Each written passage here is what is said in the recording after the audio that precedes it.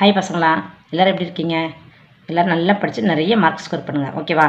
இந்த கொஸ்டினை பாருங்கள். இதை பார்த்தோன்னே ரொம்ப கஷ்டமாக இருக்கிற மாதிரி இருக்குல்ல. இப்போ நான் சொல்லிக் கொடுத்தேன்னா உங்களுக்கு ஈஸியாக இருக்கும் பாருங்கள். என்ன பண்ண போகிறோம்? First square root of 16 the power square root 16. இதுதானே கொஸ்டின். இப்போ என்ன பண்ண போகிறோம்? இந்த ஸ்கொயர் ரூட்லேருந்து 4 வெளியே எடுக்க போகிறோம். அதாவது 4 × 4 தானே 16.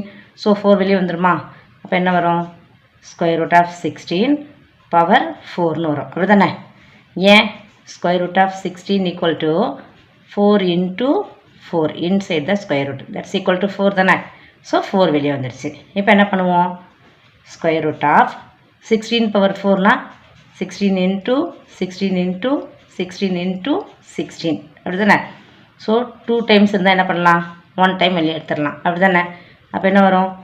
16 × 16 that's equal to what? 16 × 16 equal to 256. இதுதான் இதோட ஆன்சர், ஓகேவா? இப்போ ஈஸியாக இருக்கா? இதே மாதிரி சம்ஸ் வேணும்னா என்னோடய சேனல் லைக் பண்ணுங்கள், ஷேர் பண்ணுங்கள், சப்ஸ்கிரைப் பண்ணுங்கள். தேங்க்யூ.